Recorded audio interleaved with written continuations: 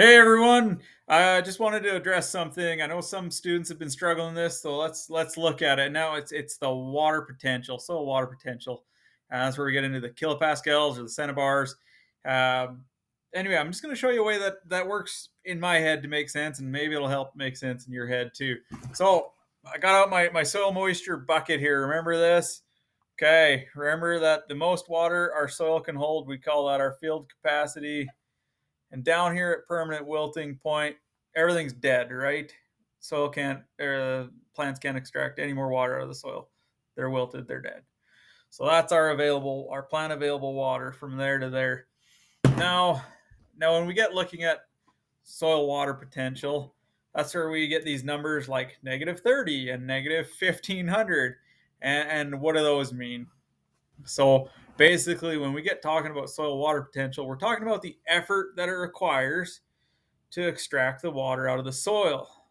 So in a really wet soil, not that hard, right? Not a lot of effort to pull that water out of the soil. But in a really dry soil, it's going to be a lot harder. So the way the values work is up at field capacity when we're about full, we're right around -30 kilopascals. If we get, that's field capacity. We get above that, and you're going to start pretty well seeing like a little standing water. You get into, ponds of water because there's no potential. The water is already extracted out of the soil. Down at permanent wilting point at the bottom, that's when we'll see numbers like -1500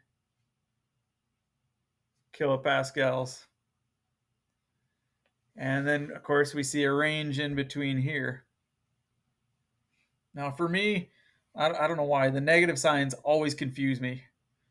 So, if you, I hope this doesn't confuse you, but if you take off the negative signs, you get something called water tension. And for some reason, that just makes better sense in my head. So, if I take that off and I look at it as tension, then I say, okay, I got 30 kilopascals of tension. Well, that's not that much tension. That's not much of a fight to get that water out of the soil.